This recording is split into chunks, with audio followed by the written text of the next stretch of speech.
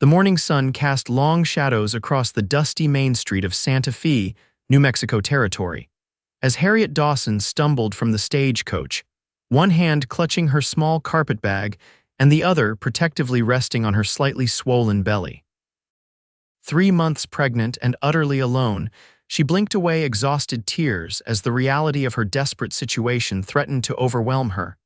Santa Fe in 1878 was a vibrant blend of Mexican, Native American, and Anglo cultures. But to Harriet, it represented only one thing: anonymity. Boston society had no reach here. Her family's scorn couldn't touch her across this distance.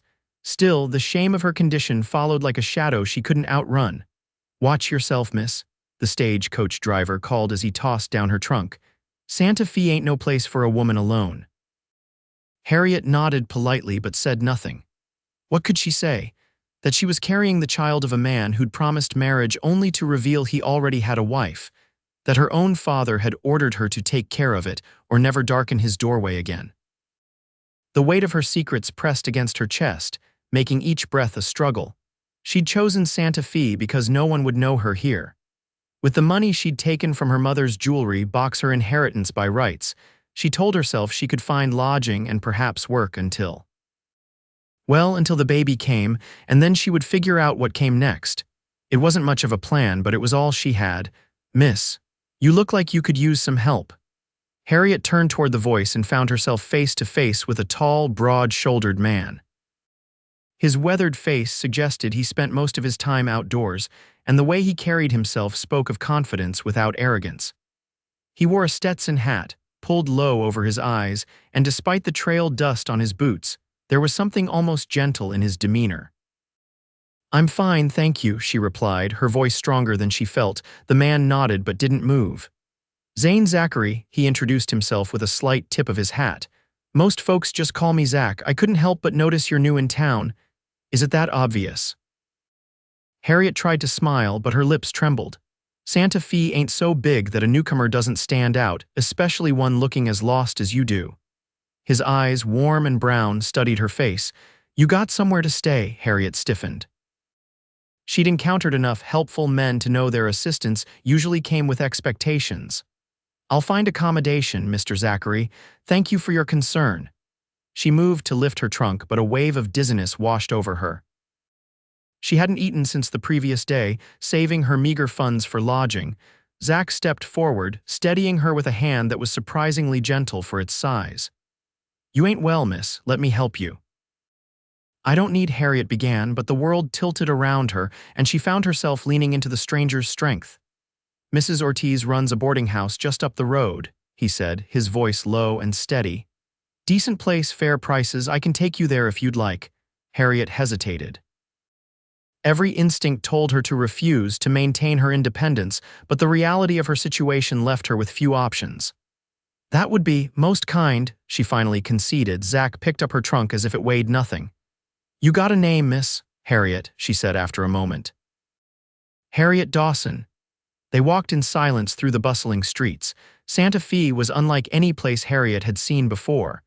Adobe buildings in earthy tones stood alongside wooden structures more familiar to her eastern eyes.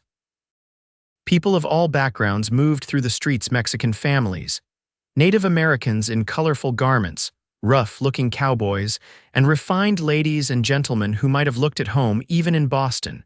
Mrs. Ortiz turned out to be a plump, middle-aged woman with kind eyes and a no-nonsense manner. She looked Harriet up and down with an appraising gaze that seemed to take in everything, including her condition. "Single room, top of the stairs," she said in accented English. $5 a week includes breakfast." Harriet's heart sank. It was more than she'd hoped to pay, but she had little choice. "I'll take it," she said, reaching for her purse. "She'll take it for $3, Zach interjected, "and she'll need supper too, Mrs.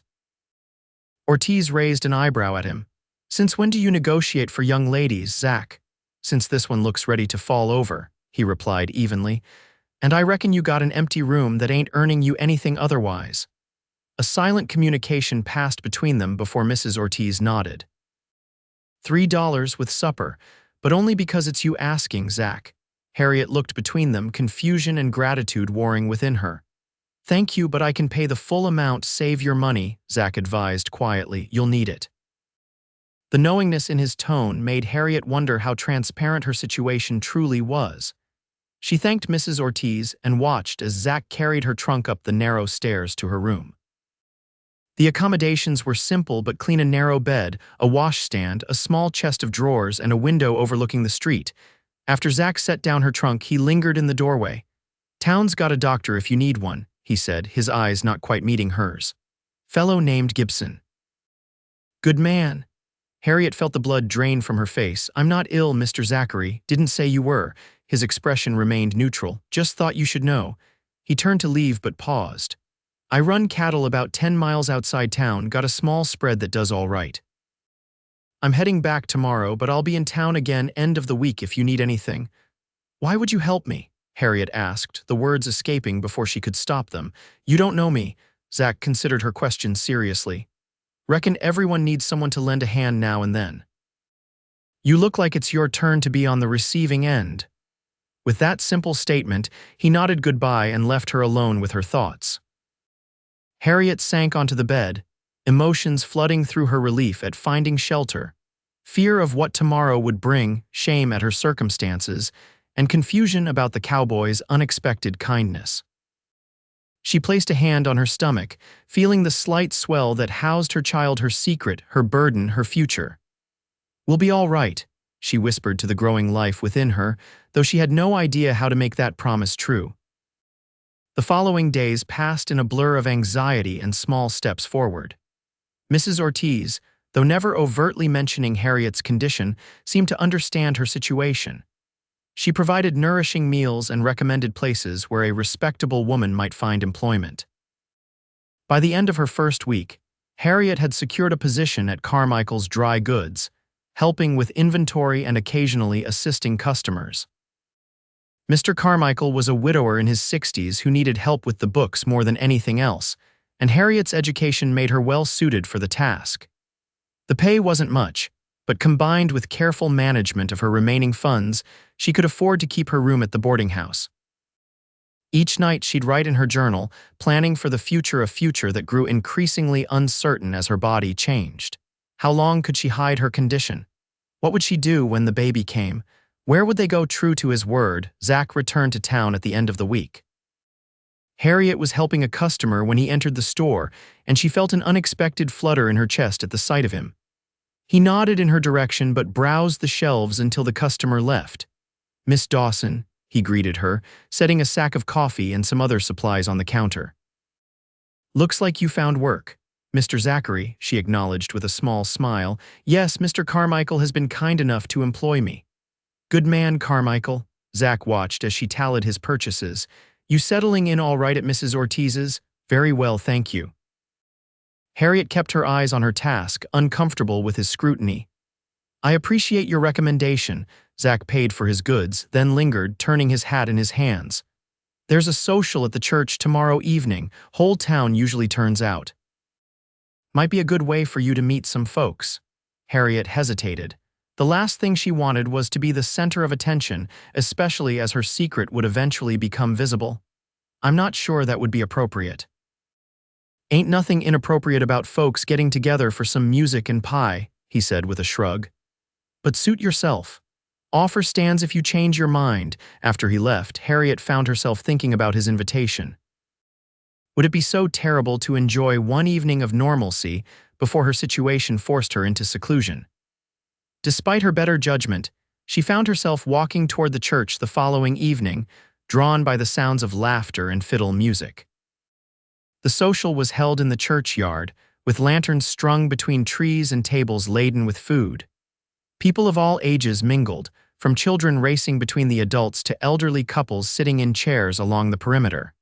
Harriet hovered at the edge, suddenly unsure of her decision to come.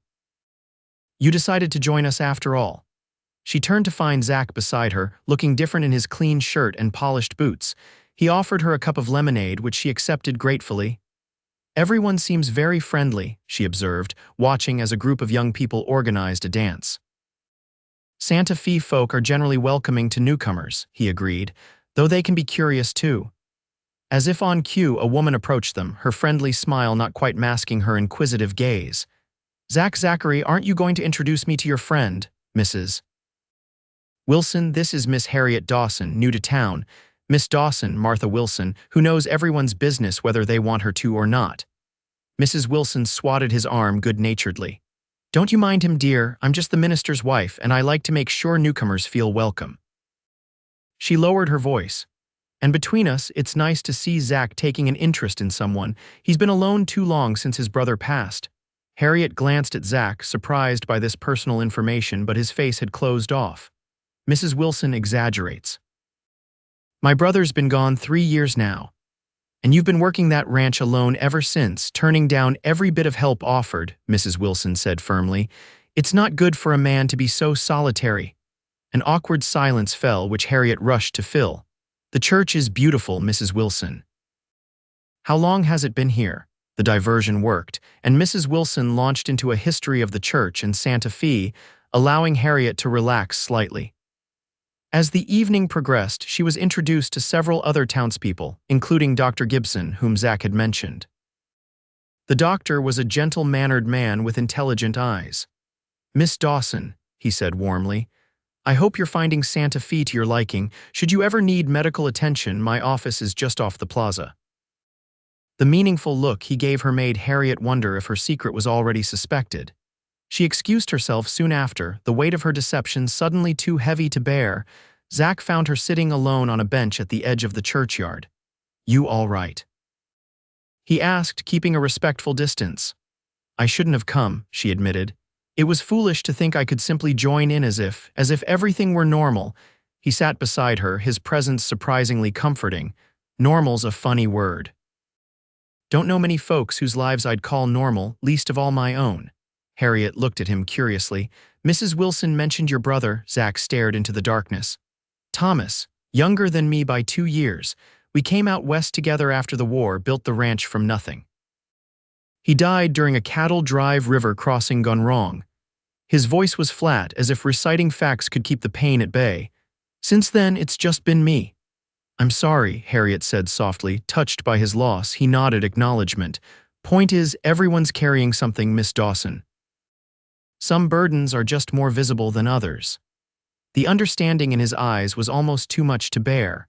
For a moment, Harriet was tempted to tell him everything about Richard's betrayal, her family's rejection, her fear for the future. Instead, she stood abruptly. "I should return to the boarding house. Thank you for the invitation tonight." Zach rose as well. "I'll walk you back." "That's not necessary, it's dark and you're not familiar with the town yet," he said firmly.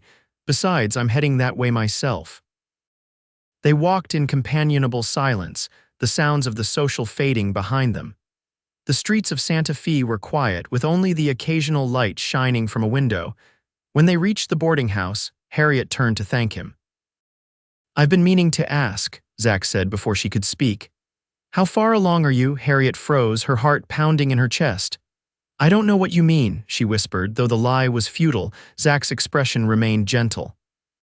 "My sister-in-law was expecting when she and Thomas first came to the ranch. I recognized the signs." Tears sprang to Harriet's eyes unbidden. After weeks of hiding, of careful deception, having her secret spoken aloud was both terrifying and strangely relieving. 3 months, she admitted, her voice barely audible. "Maybe a little more," he nodded, accepting this information without judgment. "You got a plan?" The simplicity of the question broke through her remaining composure and a sob escaped her throat.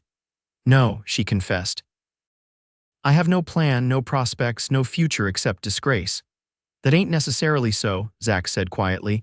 "Folks around here can be understanding, especially if they believe you're a widow." Harriet shook her head. "I won't build my future on lies." "Then don't." He looked at her directly, his expression serious. "Marry me instead." The proposal was so unexpected that Harriet could only stare at him in shock. "What? It's a practical solution," he continued, his tone matter of fact. "I need help at the ranch. It's too much for one person. You need security and a name for your child. We could help each other." "You can't be serious," Harriet whispered. "You don't know me. You don't know anything about me." "I know you're brave enough to travel across the country alone in your condition. I know you're proud enough to work for your keep instead of seeking charity. And I know you're kind enough to make Mrs. Ortiz laugh at breakfast when she's been missing her own daughter." He shrugged as if these observations were sufficient. "The rest we can learn in time." "This is madness," Harriet protested. It should be more than a business arrangement." "Maybe so," Zach acknowledged. "But right now you need protection and my name can provide that for both of you." He gestured toward her belly. "Think about it, no need to decide tonight." Before she could respond, he tipped his hat and walked away, leaving Harriet stunned on the boarding house steps. That night, sleep eluded her. Zach's proposal circled in her mind, alternately seeming like salvation and insanity. Could she truly marry a man she barely knew? Was desperation enough reason to bind herself to him? Yet as dawn broke over Santa Fe, Harriet faced the hard truth of her situation. In a few months, her condition would be impossible to hide. Mr. Carmichael, kind as he was, would not want an unwed mother working in his store. Finding other employment in her condition would be nearly impossible.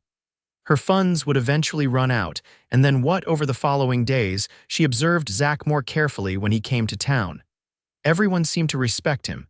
He was fair in his dealings and generous with his time. Children greeted him enthusiastically, and even the town's more rough-edged characters treated him with deference. A week after his proposal, Harriet made her decision. She found him loading supplies into his wagon outside Carmichael's store. "Mr. Zachary," she called, gathering her courage.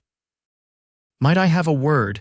He followed her to a quiet spot near the livery stable, his expression curious but patient. "I've been considering your proposition," Harriet began, struggling to maintain her composure. "Before I give you my answer, I need to know why." "Why would you offer marriage to a woman carrying another man's child?" Zach leaned against the stable wall, considering his words carefully. "When Thomas died, I nearly sold the ranch. Couldn't see the point of keeping it going without him, but it was our dream, something we built together." He looked at her directly. "I've been existing, not living. Maybe helping you is a way back to feeling like my life has purpose again." His honesty touched her deeply. "And the child? Would you truly accept another man's child as your own? A baby deserves a chance at a good life," he said simply. "I can provide that." Harriet took a deep breath. "Then yes, Mr. Zachary, I accept your proposal, though I want you to understand that I may never be able to offer the full duties of a wife." Her cheeks burned with the implication. To her surprise, Zach smiled slightly. "I ain't proposing out of that kind of need, Miss Dawson. We'll be partners, nothing more, unless things change naturally between us." Relief flooded through her. When would this happen?" "No time like the present," he replied. "We could speak to Reverend Wilson today if you're willing. Then I'd take you out to the ranch to get settled before." He gestured vaguely at her midsection. The suddenness of it all made Harriet's head spin, but she recognized the practicality. The sooner they married, the more plausible it would be that the child was his. "Today, then," she agreed, her voice steadier than she felt. They were married that afternoon in a brief ceremony with Mrs. Ortiz and Mr. Carmichael as witnesses. Reverend Wilson seemed surprised by the hasty union but conducted the service without questions. Harriet wore her best dress, the blue one she'd brought from Boston, and Zach had somehow found time to get a haircut and a clean shirt. As they exchanged vows, Harriet was struck by the surreal nature of the moment. 3 months ago, she'd been engaged to Richard, planning a society wedding in Boston. Now she stood in a small church in Santa Fe, marrying a cowboy she barely knew out of desperation. "I now pronounce you man and wife," Reverend Wilson declared. "You may kiss your bride." Zach hesitated, then leaned forward and placed a chaste kiss on Harriet's cheek. The simple gesture, respectful of their arrangement, brought unexpected tears to her eyes. Mrs. Ortiz hugged her tightly after the ceremony. "He is a good man," she whispered. "Give him a chance to show you." Mr. Carmichael shook Zach's hand.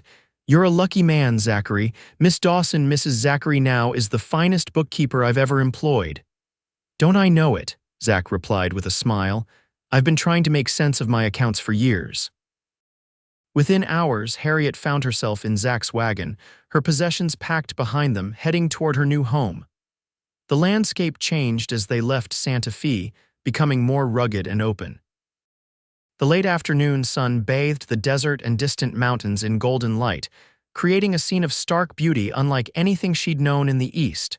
"It's beautiful," she murmured, breaking the comfortable silence between them. "It grows on you," Zach agreed. First time I saw it, I thought it was the loneliest place on earth. Now I can't imagine being anywhere else." As the sun began to set, they crested a hill and Zach pointed ahead. "There it is, Zapata Ranch." Below them lay a small but well-maintained ranch house, several outbuildings, corrals, and beyond, grazing land that seemed to stretch to the horizon. It wasn't grand by any measure, but there was something solid and reassuring about it. "It's not much," Zach said, misinterpreting her silence. "But the house is sound and there's a good well. Land's good for cattle, too, better than most in the territory." "It's more than I expected," Harriet assured him. "It looks peaceful." He smiled at that. "It is that most days." As they approached, a dog came bounding from the direction of the house, a large, shaggy creature that barked enthusiastically. Behind it, an older man emerged from one of the outbuildings. "That's Rufus," Zach explained. "The dog, not the man. The man's Miguel Hernandez. He helps with the cattle sometimes, lives in the small cabin out back." Miguel approached as Zach helped Harriet down from the wagon. He was in his 60s, weathered by the sun, with kind eyes that crinkled at the corners when he smiled. "Miguel, this is Harriet," Zach said simply. "My wife." If Miguel was surprised by this announcement, he hid it well. He removed his hat and bowed slightly. "Senora Zachary, welcome to Zapata Ranch." "Thank you," Harriet replied, grateful for his unquestioning acceptance. "I have prepared supper," Miguel continued. "I will bring it to the house." "Much obliged," Zach said. "We'll get settled." The main house was modest but clean and well built. A central room served as both kitchen and living area with a solid table, a few chairs, and a small sofa. A stone fireplace dominated one wall. Two doors led off this main room, one to a bedroom and another to what appeared to be a small study or storeroom. "The bedroom's yours," Zach said, carrying her trunk inside. "I'll sleep out here on the sofa for now. When the baby comes, we can figure something else out."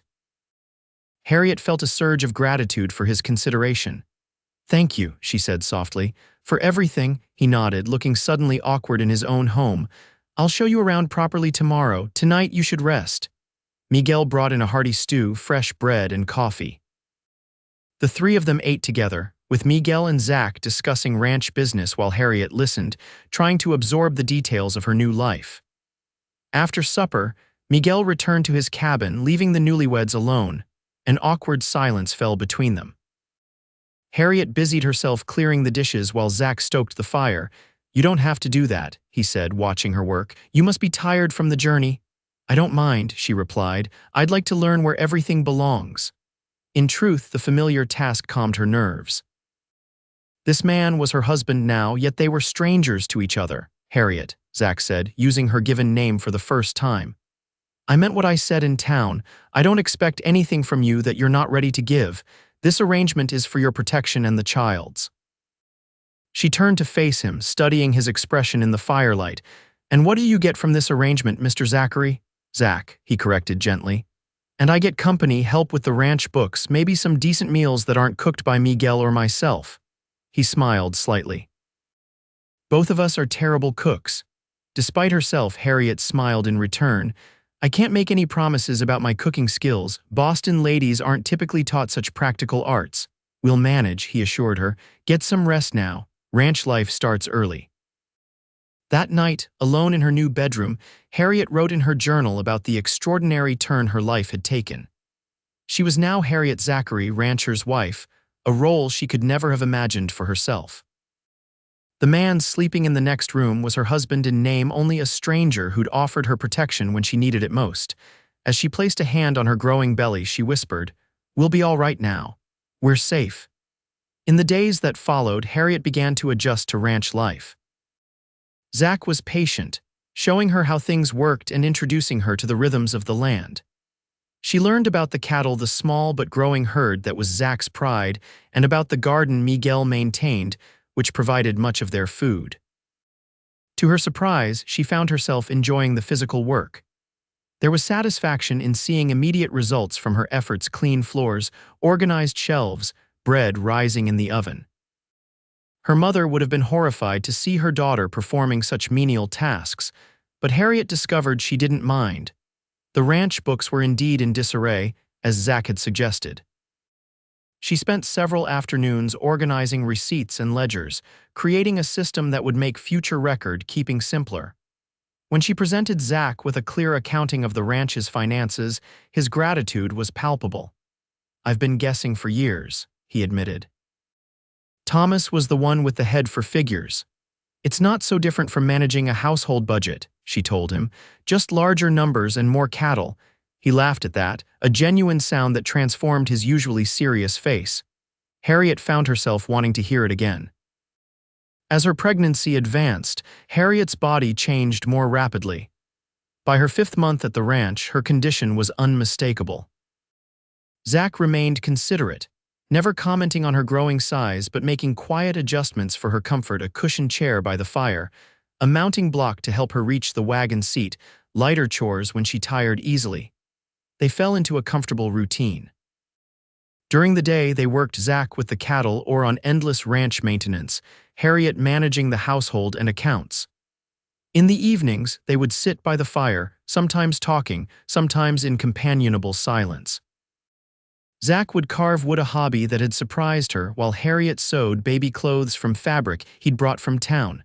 Gradually, she learned his story. He and Thomas had fought for the Union during the Civil War, returning home to find their parents dead from illness and their Pennsylvania farm sold for taxes. With nothing to keep them in the East, they'd headed west, working cattle drives until they saved enough to buy land of their own. "Thomas met Sarah in Kansas," Zach told her one evening. "Brought her out here and they were happy despite the hardships. She was expecting their first child when he died." "What happened to Sarah?" Harriet asked gently, Zach's hands stilled on the small wooden horse he was carving. "She lost the baby from grief," they said. "Returned to her family back east. I don't blame her. This life isn't for everyone." The unspoken question hung between them: was it for Harriet? As her 6th month of pregnancy began, Dr. Gibson came to check on her. Zach had arranged the visit without telling her, and Harriet was touched by his thoughtfulness. "Everything looks normal," the doctor assured them after examining her. "The baby is growing well and you're healthy, Mrs. Zachary. Just make sure to rest when you need to." After the doctor left, Harriet found Zach repairing a fence near the house. "Thank you for arranging the doctor's visit," she said. "It was kind of you," he nodded, not looking up from his work. "Want to make sure you both stay healthy."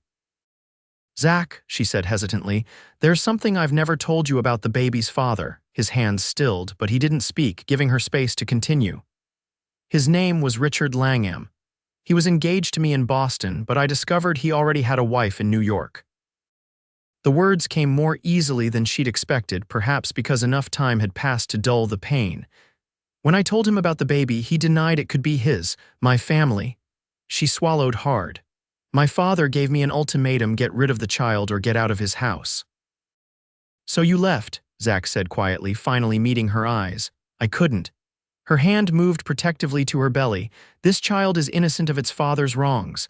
Zach put down his tools and stood facing her directly. "Richard Langham is a fool," he said with unexpected vehemence. "And your family doesn't deserve you." Tears sprang to Harriet's eyes at his defense. "I'm sorry I didn't tell you sooner." "You didn't owe me your story," he replied gently, "but I'm glad you trusted me with it now." Something shifted between them that day, a deepening of trust, a breaking down of the careful boundaries they'd maintained. That evening, when Zach's hand accidentally brushed hers as they cleared supper dishes, neither pulled away immediately. The brief contact left Harriet's skin tingling in a way that both frightened and exhilarated her. The baby grew more active as the weeks passed, kicking and shifting with increasing strength. One evening, as they sat by the fire, the child gave a particularly vigorous kick that made Harriet gasp. "Are you all right?" Zach asked, immediately concerned. "Yes," she laughed, placing a hand on her belly. "The baby is just very energetic tonight." Zach watched her with an expression she couldn't quite read. After a moment's hesitation, he asked softly, "May I?" Understanding his request, Harriet nodded, taking his hand and placing it where the baby was most active. For several seconds, nothing happened, and she was about to apologize when a strong kick pushed against Zach's palm. His eyes widened in wonder. "That's something," he whispered. The baby kicked again, and a smile broke across Zach's face, a smile of such genuine joy that it transformed his features entirely. Harriet felt an unexpected warmth blooming in her chest at the sight. "I think the baby likes you," she said softly. "I hope so," he replied, his hand still resting gently on her belly, "because I already like this little one quite a bit." The moment stretched between them, intimate in a way that transcended physical closeness. When Zach finally withdrew his hand, Harriet found herself missing his touch. That night, as she lay in bed listening to the familiar sounds of the ranch settling for the night, Harriet confronted a truth she'd been avoiding. She was falling in love with her husband. The realization was both terrifying and exhilarating. Their marriage had begun as an arrangement of convenience, but somewhere along the way, it had become much more, at least for her. Did Zach feel the same? He was kind, considerate, and increasingly attentive, but he was also a man who kept his emotions carefully guarded. The thought that she might love him more than he could ever love her filled her with a new kind of dread. December brought cooler weather to New Mexico territory. The ranch house was cozy thanks to the large fireplace and the thick adobe walls that retained heat.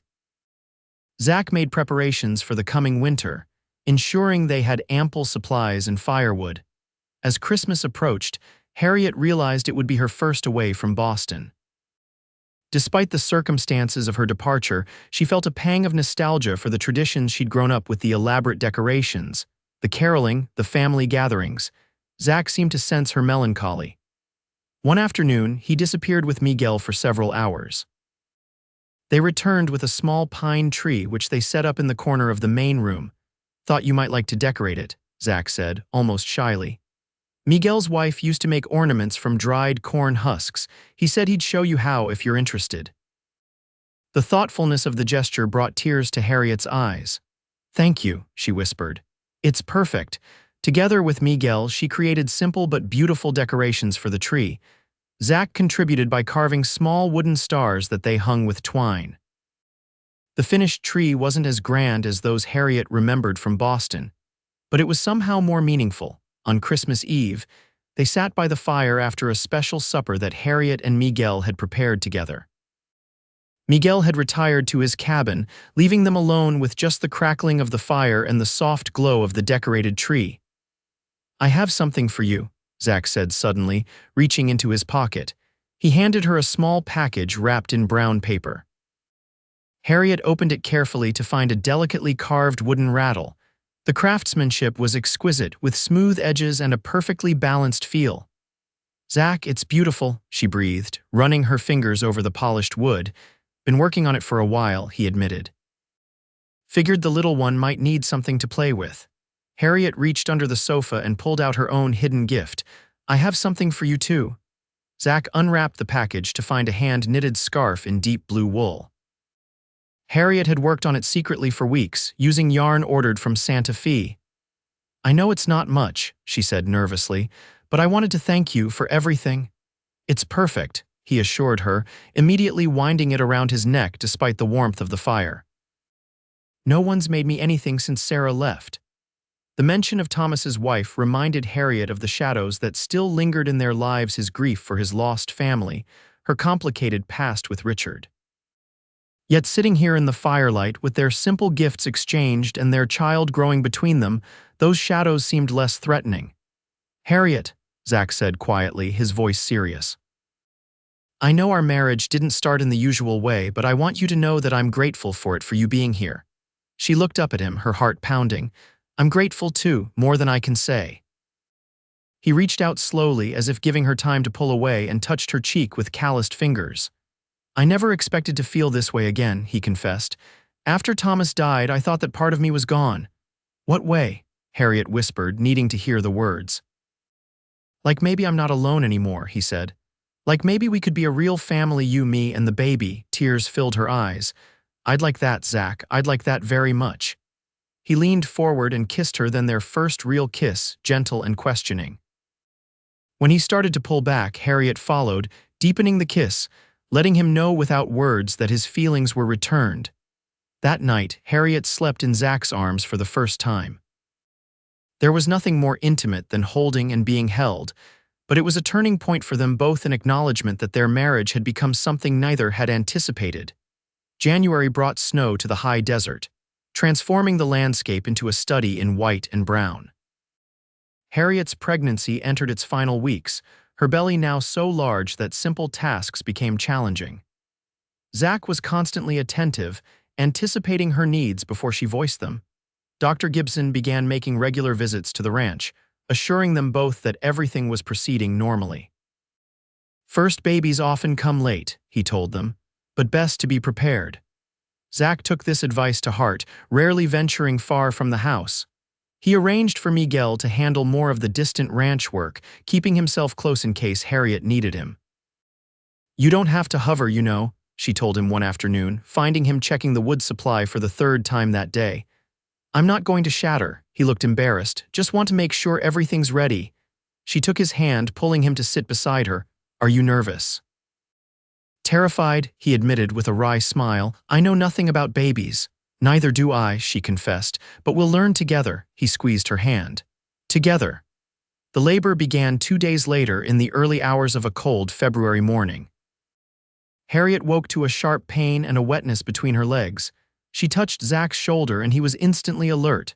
"It's time," she said, trying to keep her voice steady despite her fear. The next 12 hours passed in a blur of pain and determination. Dr. Gibson arrived quickly, having stayed in Miguel's cabin for the past week in anticipation. Zach refused to leave Harriet's side, holding her hand through each contraction, wiping her brow, murmuring encouragements when she thought she couldn't continue. "You're the strongest person I know," he told her when she cried out that she couldn't bear anymore. "You can do this, Harriet, we can do this." Finally, as the winter sun began to set, their daughter was born, a robust baby with a shock of dark hair and a cry that filled the small bedroom. Dr. Gibson cleaned her quickly and placed her in Harriet's arms. "She's perfect," Harriet whispered, tears streaming down her face as she counted tiny fingers and toes. Zach stood beside them, his own eyes suspiciously bright. "She's beautiful," he said hoarsely, "just like her mother." "Would you like to hold your daughter?" Harriet asked, offering the swaddled infant. Zach took the baby with infinite care, cradling her as if she were made of the most delicate glass. "Hello, little one," he whispered. "I've been waiting a long time to meet you." As Harriet watched her husband hold their daughter, for that's truly what she was now, regardless of blood, she felt a completeness she'd never known before. This was her family, built from the ashes of broken dreams, but no less precious for it. "What should we name her?" Zach asked, gently returning the baby to Harriet's arms. Harriet had been considering names for months but hadn't settled on one. Now, looking at her daughter's face, she knew. "Hope," she said softly. "Hope Zachary." Zach's smile was radiant. "Hope," he repeated, "it's perfect." The following days were a whirlwind of adjustment as they learned to care for their newborn. Hope proved to be a good-natured baby, crying only when hungry or uncomfortable and sleeping peacefully between feedings. Harriet marveled at the natural way Zach took to fatherhood, never hesitating to change a diaper or walk the floor with Hope when she was fussy. "You're a natural," she told him one evening as he gently rocked their daughter to sleep. "Never thought I'd be a father," he admitted quietly. "After Thomas and Sarah lost their baby, I figured that was a sign that Zachary's weren't meant for family life." "And now?" Harriet asked, watching his face in the firelight. He looked down at Hope, then back at Harriet with an expression that made her heart skip. "Now I can't imagine any other life." Spring came to the ranch, bringing new calves to the herd and fresh growth to the land. Hope thrived, growing stronger each day, her personality emerging in small ways, her determined expression when trying to roll over, her delighted laugh when Zach made silly faces at her. On a warm April evening, Zach took Harriet's hand as they sat on the porch watching the sunset, Hope sleeping peacefully in a basket beside them. "I've been thinking," he said, his thumb tracing circles on her palm, "about our arrangement." Harriet tensed slightly. "Oh. I'd like to make it official, Hope being my daughter, I mean." He looked at her directly. "I want to adopt her legally so there's never any question." Relief and gratitude flooded through Harriet. "You already are her father in every way that matters," she said softly. "I know, but I want it on paper for her sake and for ours." He took a deep breath. "And I've been thinking about something else too." "What's that?" she asked, her heart quickening at his serious tone. "When we married, it was for practical reasons. We were strangers helping each other." He shifted to face her more directly. "But that's not who we are anymore." Harriet's throat tightened with emotion. No, it's not. I love you, Harriet Zachary, he said simply. I love you and hope more than I ever thought possible. And if you feel the same, I do, she interrupted, tears spilling down her cheeks. I love you, Zach, I have for a long time. He pulled her into his arms then, kissing her with all the passion they'd held in check for months. When they finally parted, both breathless, he rested his forehead against hers. I want us to be a real family in every way, he whispered. No more sleeping on the sofa. Harriet laughed softly. I'd like that very much.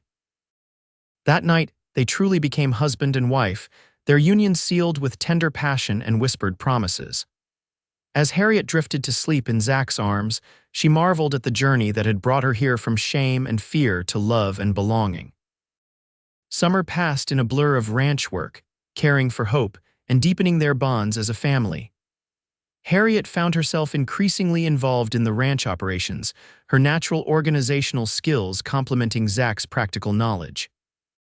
Together, they began to expand the herd and improve the property. In August, they made a rare trip to Santa Fe, bringing Hope to be officially baptized at the church where they'd been married a year before. Reverend Wilson performed the ceremony with Mrs. Ortiz and Mr. Carmichael serving as godparents. After the service, they filed the legal papers, making Zach Hope's father in the eyes of the law as well as the heart. I never thanked you properly, Harriet said as they drove back to the ranch, Hope sleeping peacefully between them. For what? Zach asked, glancing at her curiously. For what you said that day in town when you proposed. You said your name would protect us both. You couldn't have known then what it would mean to me to us. Zach reached across to take her hand. I think maybe I did know somehow. From the moment I saw you stepping off that stagecoach, something told me you were important. Harriet smiled, thinking of how far they'd come. Do you ever wonder what would have happened if I'd stayed in Boston? No, he said simply. Because then I wouldn't have you or Hope, and I can't imagine my life without you both. As the years passed, the Zapata Ranch prospered under their joint care. Hope grew into a spirited, intelligent girl with her mother's grace and her father's steady determination. When she was 3, she gained a brother, Thomas Zachary, named for the uncle he would never meet but whose spirit lived on in the ranch and in his father's stories. 2 years later, another daughter joined their family, Sarah, with her father's eyes and her mother's quick smile. The house that had once seemed too empty to Zach now rang with children's laughter and the everyday sounds of a busy family. On the 10th anniversary of their marriage, Zach surprised Harriet with a special gift, a locket containing miniature portraits of their 3 children. As he fastened it around her neck, he whispered, "Thank you for giving me this life." Harriet turned in his arms, touching his face gently. "We gave it to each other," she corrected. "From the moment you offered your name to protect us, we've been building this together." Later that evening, after the children were asleep, they sat on the porch as they had countless nights before, watching the stars emerge over the New Mexico landscape. Harriet leaned against Zach's shoulder, content in a way she'd once thought impossible. "Do you ever regret it?" she asked softly. "Taking in a pregnant stranger, risking your reputation, your future?" Zach's arm tightened around her. "Not for a single moment," he said with absolute conviction. "The day you arrived in Santa Fe was the luckiest day of my life, though I didn't know it then." "Mine too," Harriet agreed, thinking of the frightened young woman she'd been, hiding her shame and facing an uncertain future. "Who would have thought that running away would lead me exactly where I belonged?" As they sat together in the gathering darkness, surrounded by the home and family they'd built from unlikely beginnings, Harriet felt a profound gratitude for the twist of fate that had brought her to Santa Fe and for the cowboy who had offered his name to protect her when she needed it most. What had begun as an arrangement born of necessity had transformed into the deepest love either of them had known, a love that had given them 3 beautiful children, a prosperous ranch, and a happiness that neither had dared to imagine possible. In the distance, a coyote called, its plaintive cry echoing across the desert. Zach stood and offered his hand to Harriet, leading her inside to the warmth of their home and the promise of their shared tomorrow.